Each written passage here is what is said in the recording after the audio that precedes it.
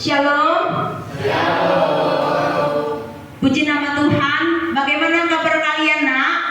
Luar biasa. Puji Tuhan, semuanya dalam keadaan sehat. Sebelum kita mulai pembelajaran kita hari ini, Ibu absen dulu ya. Ya, Bu. Apa semuanya hadir? Hadir. Puji Tuhan ya, semuanya hadir. Sebelum kita mulai, mari anak kami untuk berdoa.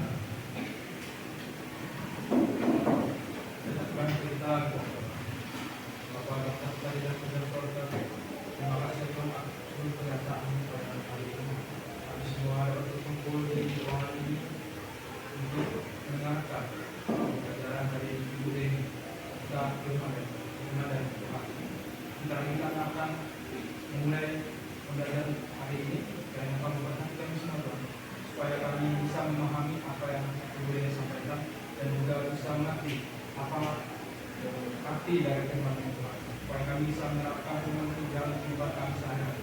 Terima kasih Tuhan, dan di dalam nama Anaknya Yesus Kristus kami berdoa dan bersyukur. Amin. Anakku yang dikasihi Tuhan kita Yesus Kristus, adapun elemen yang hari ini kita bawa yaitu elemen Allah berkarya, subelemen Allah pencipta. Adapun capaian pembelajaran yaitu menganalisis perkembangan demokrasi dan hak asasi manusia sebagai anugerah Allah dan menjabarkannya di dalam praktek kehidupan. Tujuan pembelajaran yaitu menjelaskan demokrasi dan hak asasi manusia dan menjabarkan praktik demokrasi pada konteks lokal dan global mengacu pada Alkitab. Capaian pembelajaran kita, bagaimana peserta didik kalian bisa memahami arti demokrasi dan HAM itu semua sebagai anugerah Allah, serta bisa menjabarkannya demokrasi pada konteks lokal dan global mengacu pada Alkitab. Nah, anakku yang dikasih Tuhan, di sini ada 4 gambar yang disiapkan. Coba kalian lihat. Ada gambar yang pertama, apa ya gambar pertama ya?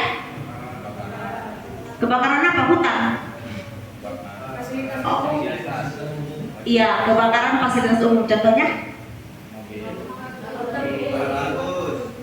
Yang gambar kedua, gambar ketiga, ya. Gambar yang keempat, ada tawuran dan sebagainya. Nah, anakku yang dikasih Tuhan, menurut kalian bagaimana sih demokrasi yang ada di Indonesia? Sebenarnya demokrasi itu yang ada diterapkan di Indonesia itu seperti apa?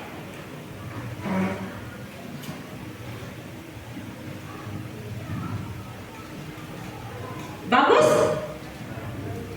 Demokrasi yang diterapkan di Indonesia?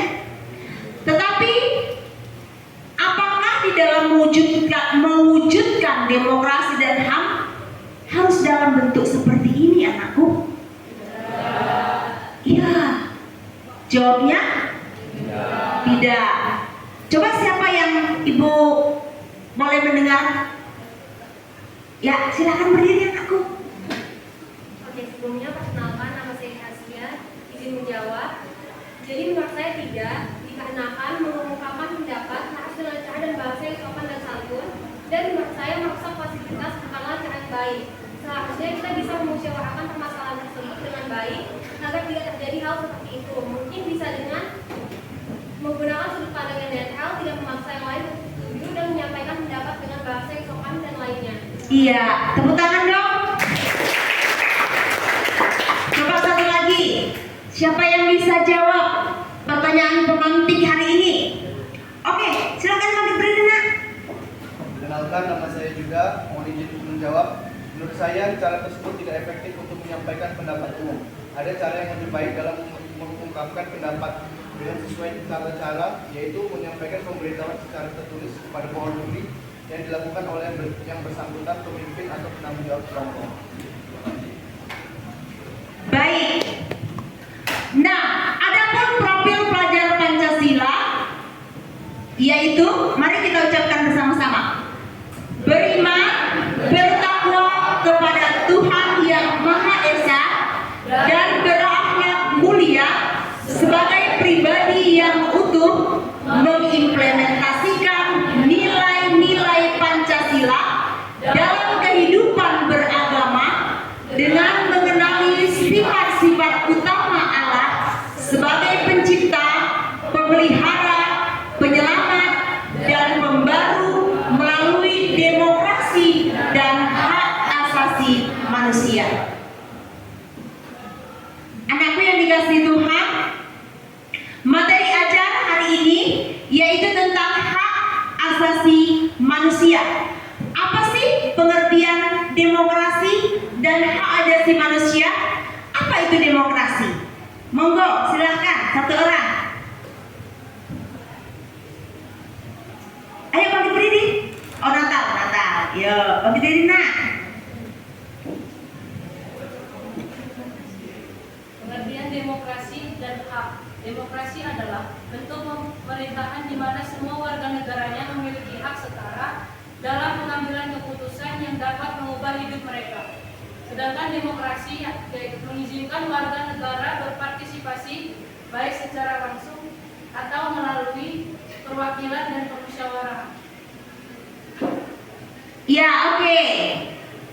Puji Tuhan ya. Nah, anakku yang dikasihi Tuhan, di sini kita mau merenungkan makna hak asasi manusia melalui lagu dan cerita kehidupan. Dalam lagu Kidung Jemaat nomor 432,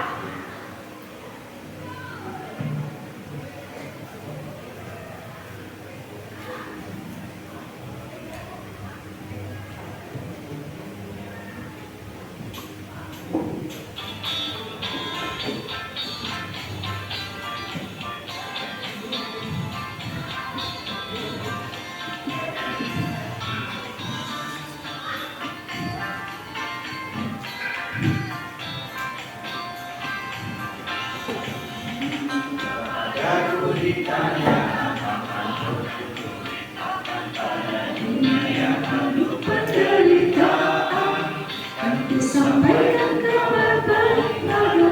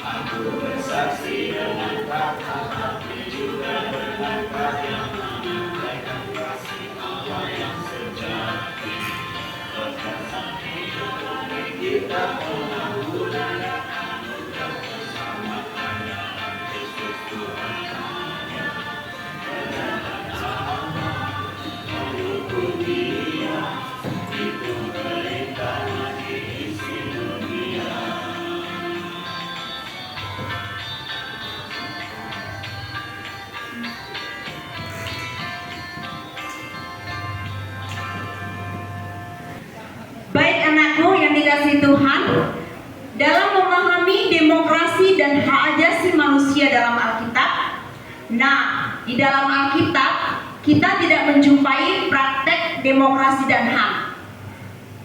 seperti yang kita kenal sekarang ini. Namun, siapa yang tahu? Coba anakku, Marcel, pakai berdiri nak. Namun di situ kita dapat menemukan benih-benihnya, misalnya dalam penghargaan terhadap kehidupan dan nyawa seseorang, dalam perintah-perintah agar manusia itu saling memperlakukan sesamanya dengan baik. Mazmur 133 berbicara tentang suatu masyarakat yang hidup rukun bagi saudara. Masyarakat yang hidup rukun seperti ini tentu akan saling menghargai sesamanya. Mereka tidak akan saling menekan, menindas, memeras, apalagi menganiaya. Menurut pemazmur, masyarakat seperti itu akan tampak indah. Puji Tuhan. Baik anakku yang dikasih Tuhan, di dalam memahami demokrasi dan hak asasi manusia dalam Alkitab, di dalam Alkitab kita tidak menjumpai praktek demokrasi dan HAM. Benar? Seperti yang kita kenal sekarang. Namun di situ kita dapat menemukan benih-benihnya, misalnya dalam penghargaan terhadap kehidupan dan nyawa seseorang, dalam perintah-perintah agar manusia hidup saling memperlakukan sesamanya dengan baik. Dalam kitab Mazmur 133 itu berbicara tentang suatu masyarakat yang hidup rukun bagi saudara. Nah, bagaimana masyarakat yang hidup rukun? Masyarakat yang hidup rukun seperti tentunya akan saling menghargai kepada sesamanya. Mereka tidak akan saling menekan, tidak menindas, memeras, apalagi menganiaya. Menurut pemazmur, masyarakat seperti itu akan tampak indah. Anakku yang dikasih Tuhan, di sini ada kisah tentang kebun anggur Nabot. Nah, minggu yang lalu kita sudah membagi kelompok, ada 2 kelompok. Yang pertama kelompok membahas Mazmur 133, kelompok pertama, bagaimanakah kaitannya antara berkat Tuhan dengan kehidupan yang serba rukun di dalam masyarakat kita. Sedangkan yang kelompok 2 membahas kitab 1 Raja-Raja 21, yaitu tentang kisah kebun anggur Nabot.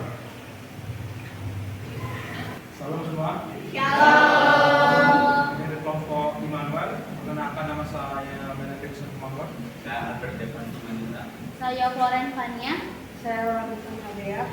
Di sini kami membahas soal tentang bagaimana kaitannya antara berkat Tuhan dengan kehidupan yang serba rukun di dalam masyarakat kita.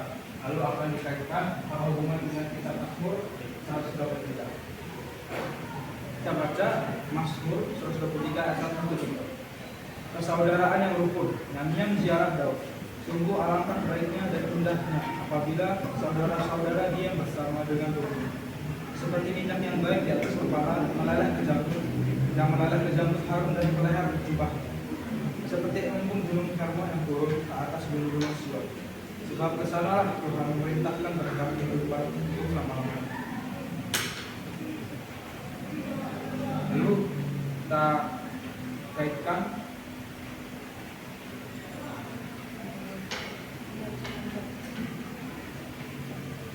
dengan soal yang ada, yaitu bagaimana kaitannya antara berkat Tuhan dengan kehidupan yang serba rukun di dalam masyarakat kita. Jawabannya, di dalam kehidupan manusia, kehidupan yang rukun, yang damai dan rukun dan tentram merupakan kehidupan berdasarkan Kristus. Disitulah akan muncul kerajaan Allah dan mereka yang hidup rukun akan mendapat berkat dari Tuhan. Dari soal di atas kita kaitkan dengan firman Tuhan Mazmur 133 ayat 2. Persaudaraan yang rukun disebut seperti minyak yang baik di atas kepala Harun yang meleleh ke janggut dan ke leher jubahnya. Di Israel minyak menandakan adanya kesukaan dan keterangan. Minyak ini dikaitkan dengan Harun. Harun adalah seorang imam. Itu berarti minyak dimaksud di sini bukan minyak yang biasa-biasa, tetapi minyak urapan atau minyak khusus yang dipakai untuk mengurapi ini. Pengurapan menandakan penyucian, pemutusan dan Allah bagi orang yang diurapi untuk melakukan pekerjaan Allah. Ayat yang ketiga, persekutuan atau persaudaraan yang rukun adalah seperti embun di Gunung Hermon. Embun bermakna kesegaran dan tanda adanya kehidupan. Sedangkan Gunung Hermon adalah sebuah gunung tertinggi di daerah dekat Palestina. Puncak gunung ini ditutupi salju sehingga selalu ada embun di atas sana. Kondisi di Gunung Hermon sangat berbeda dengan keadaan di sekitar Gunung Hermon yang tandus dan kering. Salju yang cair dari kesembuhan dan kesegaran bagi daerah-daerah sekitarnya yang tandus. Begitulah persaudaraan yang rukun. Persaudaraan yang rukun itu selalu memberi kesejukan, kesegaran dan menjamin hidup tiap-tiap anggota persekutuan, bahkan bagi orang-orang di luar persekutuan.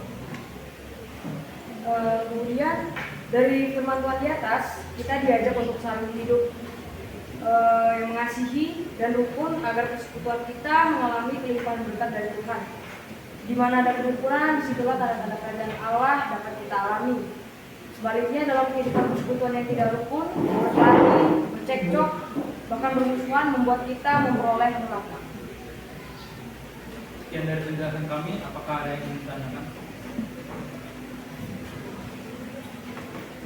Kenalkan, saya Marsha Manik dari kelompok 2. Saya ingin bertanya, bagaimana cara kalian menyikapi kehidupan Kristen yang tidak rukun di dalam masyarakat?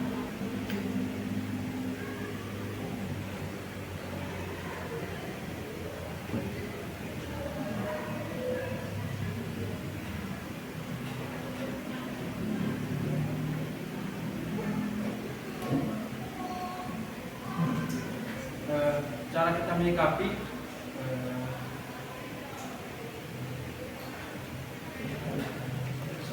bisa diulang soal? Bagaimana cara kita menyikapi kehidupan Kristen yang tidak rukun di dalam masyarakat? Cara kita menyikapi kehidupan yang tidak rukun di masyarakat yaitu dengan cara kita bisa memberitahu mereka dan mengajak mereka untuk hidup damai tentram. Kenapa? Karena jika kita hidup berdasarkan tersebut, kita akan memperoleh berkat dari Tuhan. Tentunya berkat ini sangat berpengaruh untuk hidup kita.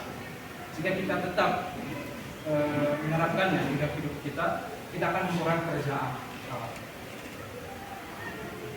Ada yang menanyakan? Perkenalan sampai kalian sendiri izin bertanya, apa hubungan berkat Tuhan dengan kita manusia yang mau berubah?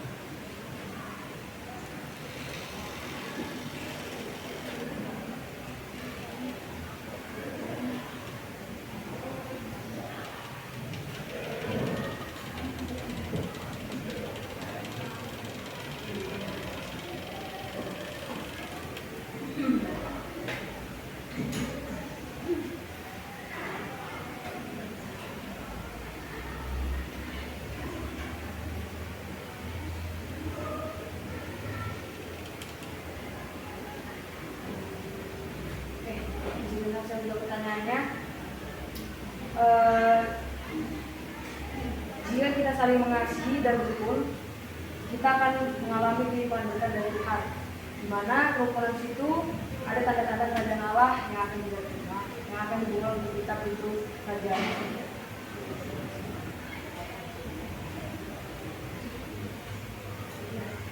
Ada yang ditanyakan lagi? Perkenalkan, nama saya Daniel Agatha. Mohon izin untuk bertanya, jika ada seorang Kristen yang tidak bisa melakukan hidup rukun, apa yang kita lakukan agar orang itu dapat kembali ke jalan yang benar?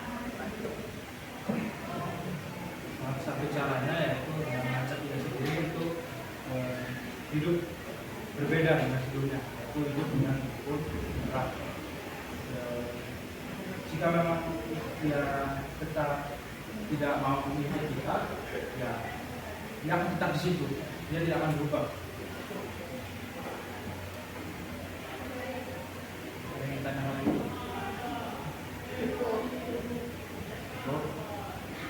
Sudah cukup, kami akhiri. Terima kasih. Mohon maaf jika ada kekurangan.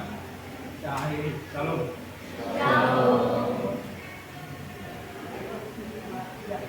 Manuel, Tuhan beserta kita.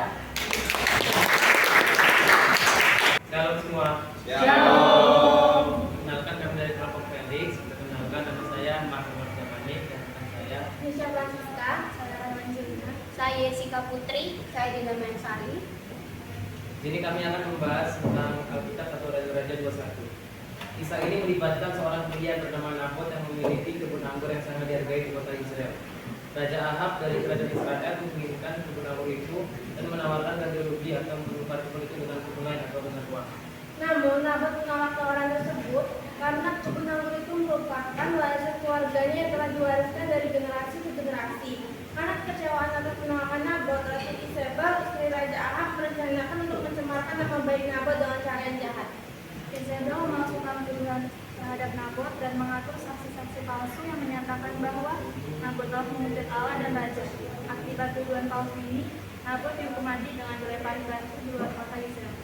Hubungan cerita ini dengan HAM adalah sebagai contoh kasus pelanggaran HAM yang ekstrim di masa lampau. Kebijakan dan tindakan penguasa pada waktu itu tidak menghormati hak milik dan kebebasan individu seperti hak atas tanah dan kehendak mereka untuk menolak tuntutan yang tidak adil. Cerita ini menyoroti bagaimana otoritas tertinggi pada waktu itu dapat menyalahgunakan kekuasaan mereka untuk menghilangkan hak dasar seorang individu, termasuk hak untuk hidup. Sekian dari kami, apakah ada yang ditanyakan? Mohon izin bertanya, bisa sebutkan satu contoh pelanggaran hak asasi manusia dan jelaskan mengapa orang tersebut melanggar hak asasi manusia.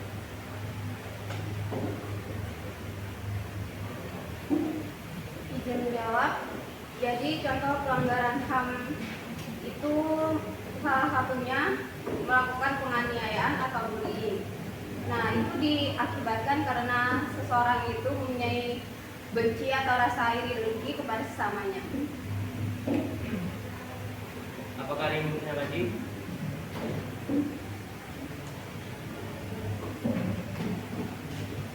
Kenalkan, nama saya Abdul Mas dari kelompok 1. Ini saya ingin bertanya, apakah alasan Nabot tidak menjual tanah anggurnya kepada Raja Ahab?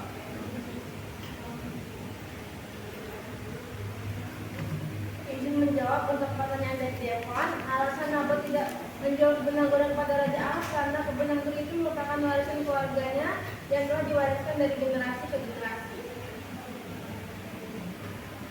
Apakah masih ada yang bertanya lagi? Perkenalkan, saya juga izin bertanya. Apakah HAM termasuk dalam Undang-Undang Dasar 1945 dan jika ada, hukuman apa yang diberikan kepada seorang pelaku pelanggaran hak asasi manusia? Terima kasih. Izin menjawab. Untuk Undang-Undang Hak Asasi Manusia di Indonesia itu ada di Undang-Undang Nomor 39 Tahun 1999 tentang Hak Asasi Manusia. Jika melanggar itu dikenai hukuman pidana dengan berat minimal 10 tahun. Ada pertanyaan lainnya? Sudah cukup, kita akhiri. Kami dari kelompok Felix, Tuhan penolongku. Anakku, sebagai refleksi kita hari ini, Ibu mau tanya, apa yang kamu dapatkan dalam pembelajaran hari ini? Apakah cukup menyenangkan? Dapat dimengerti dengan baik semuanya? Atau ada yang bertanya? Oke, puji Tuhan. Nah, sebagai kesimpulan hari ini tentang hak asasi manusia, siapa yang tahu? Ada yang mau menjawab sebagai kesimpulan kita?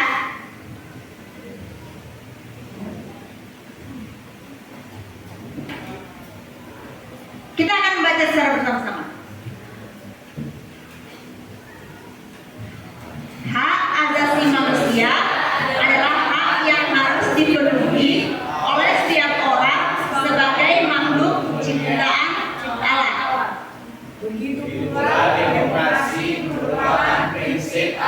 konfirmasi bahwa tiap manusia memiliki hak dan kewajiban yang sama di hadapan Tuhan dan negara. Sebagai remaja Kristen, kami untuk memiliki kesadaran demokrasi dan HAM, serta mewujudkannya dalam kehidupan. Mewujudkan demokrasi dan HAM bukan hanya sekadar memenuhi tuntunan negara, masyarakat maupun ajaran iman, namun menjadi bagian dari sikap hidup. Oke, puji Tuhan, tepuk tangan buat semuanya.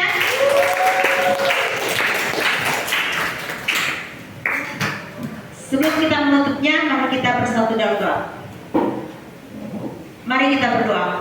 Tuhan Yesus, terima kasih buat hari ini Engkau memberkati kami dalam proses belajar mengajar pendidikan agama Kristen dan budi pekerti. Kami mohon kiranya Tuhan berkati peserta didik kami yang boleh belajar dan dapat mengerti dan dapat melakukannya dalam kehidupan hari lepas hari, sehingga mereka boleh menjadi anak-anak terang di lingkungan di mana mereka berada dan dapat mewujudkan hak asasi manusia. Terima kasih Tuhan, terpujilah nama-Mu. Dalam nama Tuhan kami Yesus Kristus kami sudah berdoa dan mengucap syukur. Haleluya, kita sama-sama katakan amin.